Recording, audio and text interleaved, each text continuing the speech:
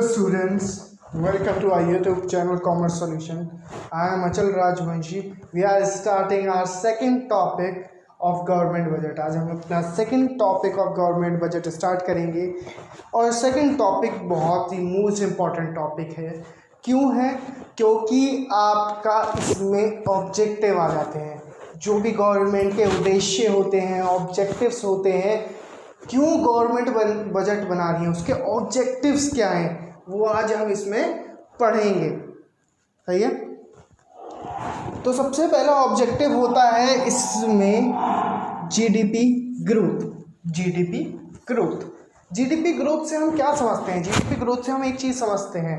सबसे पहले इसमें दो सेक्टर की ज़रूरत पड़ती है हमें. एक पब्लिक सेक्टर, एक प्राइवेट सेक्टर. प्राइवेट सेक्टर कैसे? हमें क्या करना है? प्राइवेट सेक्टर को इंड्यूस करना है, इन्फ्लुएंस करना है, जिससे वो ज़्यादा से ज़्यादा आके ज़्यादा हमारी कंट्री में क्या करें? इन्वेस्टमेंट करें. फॉर एग्जांपल हमारे नरेंद्र मोदी जी, हमारे जो प्राइम मिनिस्टर हैं, वो डिफरेंट कंट्रीज़ में जाते हैं. क्यों जाते हैं? जिससे हमारा ट्रेड इंक्रीज़ हो सके. और वो दूसरी कंट्रीज़ में जाके उनके प्राइम मिनिस्टर से मिलते हैं, उनके डेलीगेट से मिलते हैं, और वहाँ पे क्या चर्चा करते हैं कि कैसे ट्रेड इंक्रीज़ हो. और वहाँ पे वो एक चीज़ बताते हैं. वो वहाँ पे क्या बताते हैं? वो कहते हैं कि अगर आप हमारी कंट्री में आके इन्वेस्टमेंट करेंगे तो हम आपको सब्सिडीज़ देंगे, रिबेट देंगे. सही है. इससे सबसे बड़ा बेनिफिट क्या होता है? जो प्राइवेट सेक्टर है वो इन्फ्लुएंस हो जाता है, और वो क्या करता है? ज़्यादा इन्वेस्टमेंट करता है. वो क्या करेगा? ज़्यादा इन्वेस्टमेंट करेगा. कहाँ पे? हमारी कंट्री में.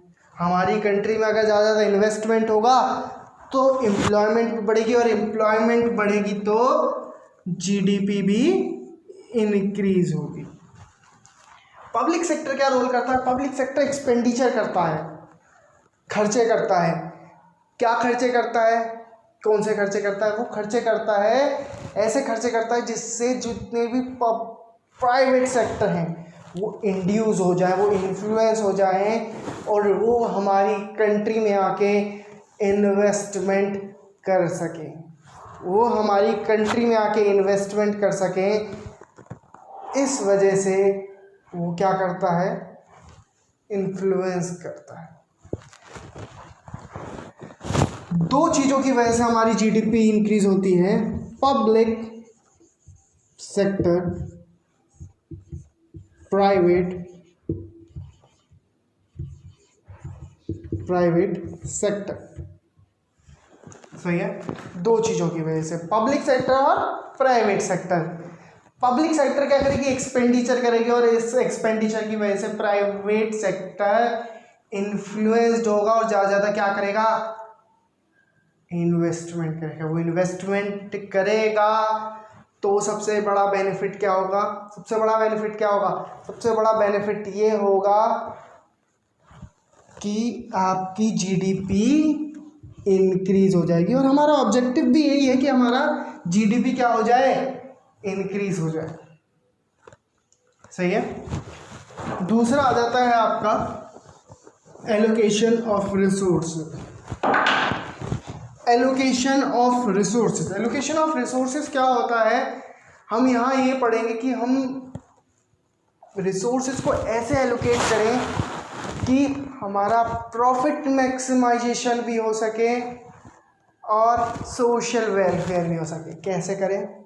सबसे पहले हम उस सेक्टर से ज़्यादा पैसे खींचें जहाँ पे ज़्यादा, जिसकी वजह से हमें ज़्यादा हार्म हो रहा है. हार्म कौन सी चीज़ की वजह से हो रहा है? अल्कोहल, दूसरा सिगरेट्स, तंबाकू. इन चीज़ों की वजह से हमें बहुत हार्म हो रहा है. तो हम क्या करेंगे? इन्हें रोकेंगे. कैसे रोकेंगे? हम क्या करेंगे? लिकर, शराब, अल्कोहल, इन चीज़ों पे, ये तीनों एक ही चीज़ है, मैं आपको बताना चाहता हूँ जैसे समझ नहीं आता. लिकर हो गया आपका, तंबाकू हो गया, सिगरेट्स हो गए. इन पे क्या करेंगे? हम हैवी टैक्सेस पुट करेंगे. हैवी टैक्सेस पुट करने के बाद क्या होगा? वहाँ पे लोग क्या करेंगे? कम खरीदेंगे. लोग कम खरीदेंगे तो हार्म कम होगा। दूसरा, अगर लोग खरीद रहे हैं तो हमने क्या करा, हैवी टैक्स पुट कर रखा है, तो यहाँ से हमें प्रॉफिट मिलेगा। यहाँ से हमें क्या मिलेगा, प्रॉफिट जनरेट होगा।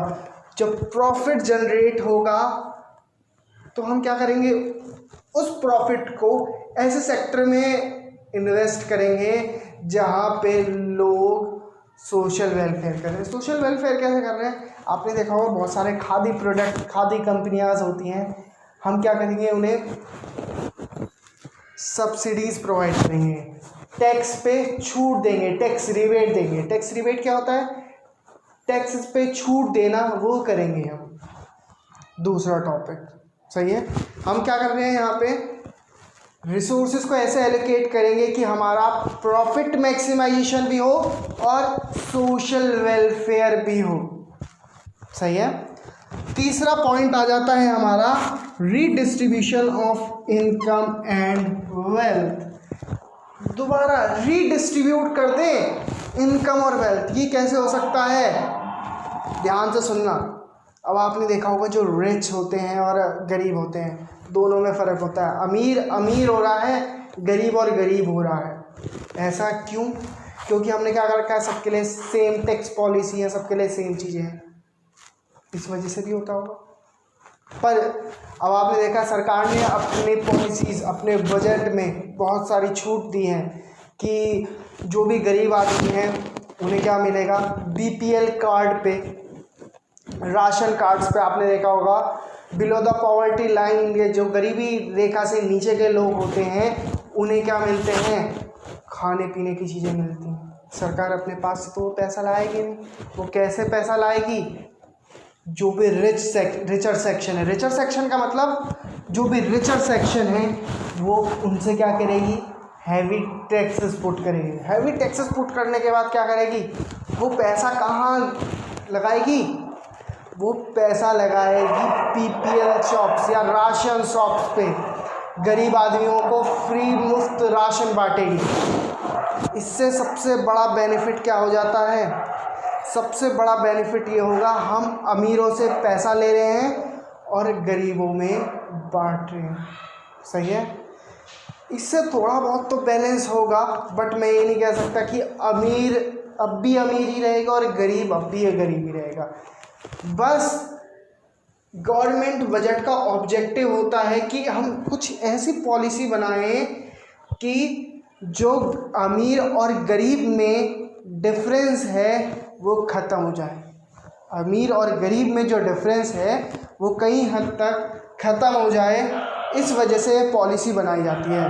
हम क्या करेंगे, यहाँ पे इम्पोज करेंगे heavy taxes on the richer section, और जो गरीब लोग हैं उन पे क्या करेंगे, उनकी इनकम पे टैक्स ही नहीं लेते कभी कभी, या उनकी इनकम जो भी इनकम होती है उनकी जनरेट, उस पर टैक्स ना लेकर उल्टा उन्हें सब्सिडीज़ देना। सब्सिडीज़ कैसे दे रहे हैं, मुफ्त में राशन बंटवाना, ये हम कर रहे हैं। सही है।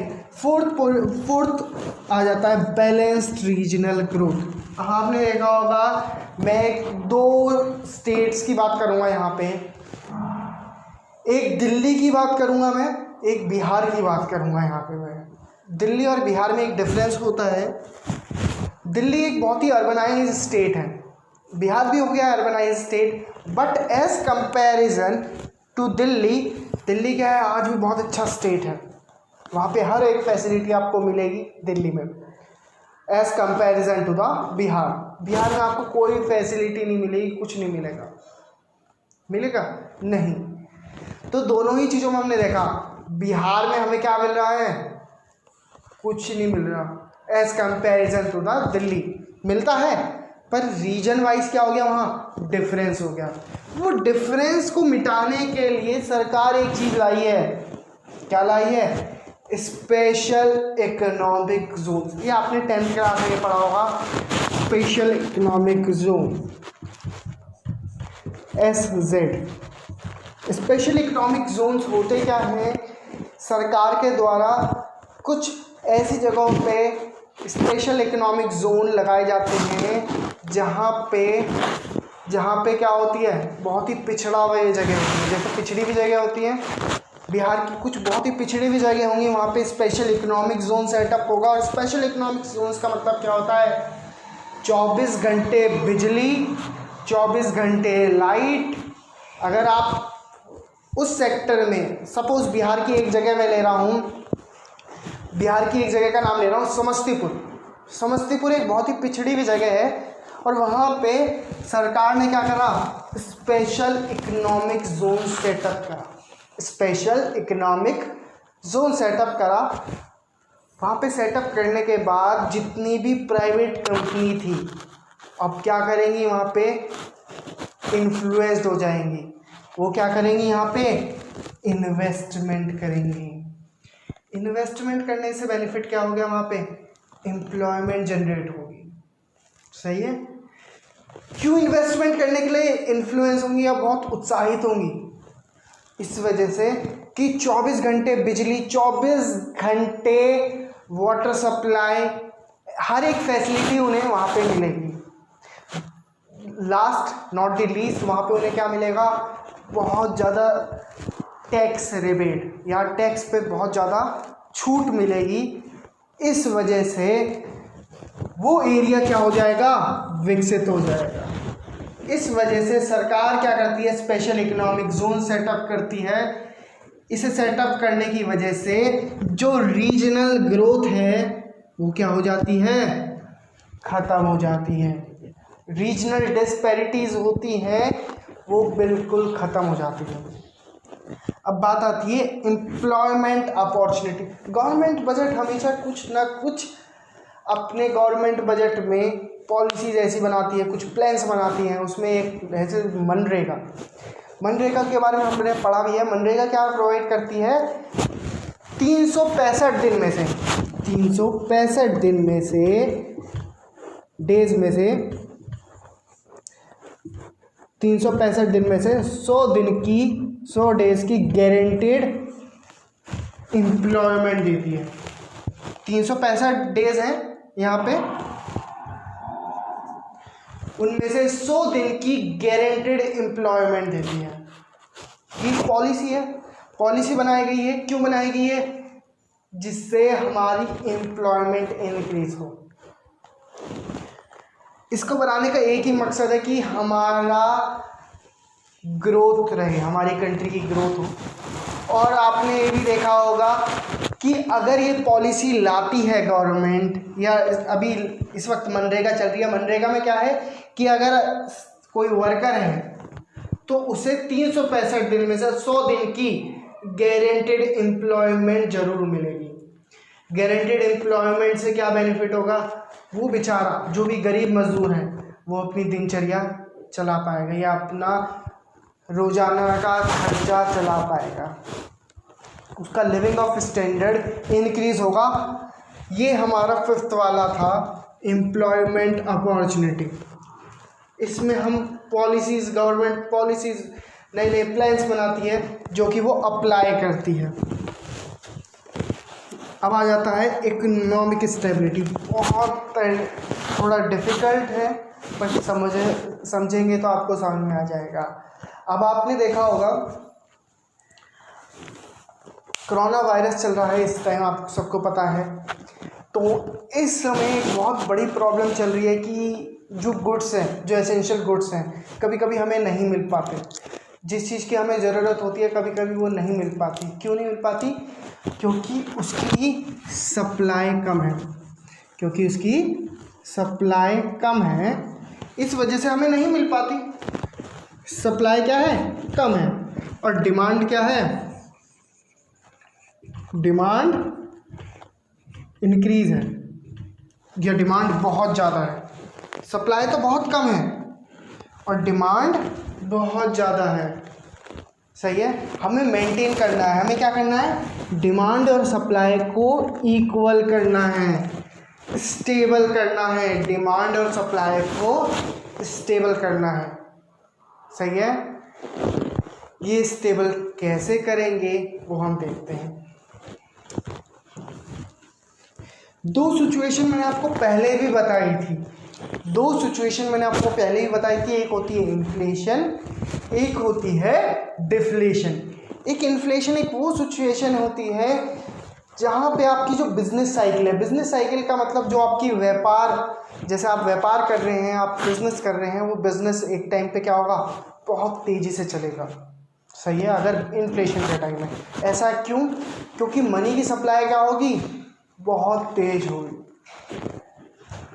बट दूसरे ही समय अगर हम बिजनेस साइकिल की बात करें, डिफ्लेशन के टाइम पे, डिफ्लेशन एक वो समय था, मैंने पहले ही बताया था, डिफ्लेशन एक वो समय था जहाँ पे मनी की सप्लाई क्या होती है, ज़ीरो होती है, नील होती है, या मनी सर्कुलेशन, मनी की जो सर्कुलेशन होता है वो क्या होता है, बहुत कम होता है। सही है। अब सरकार कहती है कि हमें क्या करना है, हमें ना इन्फ्लेशन चाहिए ना डिफ्लेशन चाहिए, हमें चाहिए स्टेबिलिटी। हमें क्या चाहिए, स्टेबिलिटी। अगर इन्फ्लेशन की सिचुएशन, इन्फ्लेशन का मतलब महंगाई की सिचुएशन है, तो हम वहाँ पे क्या करेंगे, वहाँ पे एक छोटी सी चीज़ करेंगे। सरकार इन्फ्लेशन के टाइम पे, सरकार, यहाँ ध्यान से सुनना, सरकार अगर इन्फ्लेशन है तो सरकार क्या करेगी, गवर्नमेंट एक्सपेंडिचर, जो भी गवर्नमेंट के एक्सपेंडिचर होते हैं वो क्या कर देगी, डिक्रीज कर देगी। गवर्नमेंट अपने एक्सपेंडिचर्स को यहाँ डिक्रीज कर देगी। क्यों डिक्रीज कर देगी, मनी की सप्लाई तो वैसे ही बहुत ज़्यादा है। सरकार अगर यहाँ पे एक्सपेंडिचर करती है तो मनी की सप्लाई तो और होगी, क्योंकि उस एक्सपेंडिचर तो करोड़ों में करती है, लाखों में करती है, 10 रुपये 20 रुपये में थोड़ी करती है। तो यहाँ पे गवर्नमेंट एक्सपेंडिचर क्या हो जाएगा, डिक्रीज हो जाएगा। बट दूसरे ही टाइम अगर मैं डिफ्लेशन देखता हूँ, तो डिफ्लेशन के समय गवर्नमेंट अपने एक्सपेंडिचर को, क्योंकि डिफ्लेशन का समय कौन सा है, जहाँ पे आपका मनी सर्कुलेशन क्या है, ज़ीरो है, नील है, बिल्कुल ख़त्म है, उस समय गवर्नमेंट अपने एक्सपेंडिचर्स को बढ़ा देगी। सही है, जब गवर्नमेंट अपने एक्सपेंडिचर को बढ़ा देगी, दोनों ही सिचुएशन में हमें क्या प्राप्त होगा या क्या मिलेगा, स्टेबिलिटी। सही है। थैंक यू, आई होप आपको समझ में आया होगा। जिसे नहीं समझ में आता कुछ भी, आप मुझे कमेंट कर सकते हैं। Thank you so much.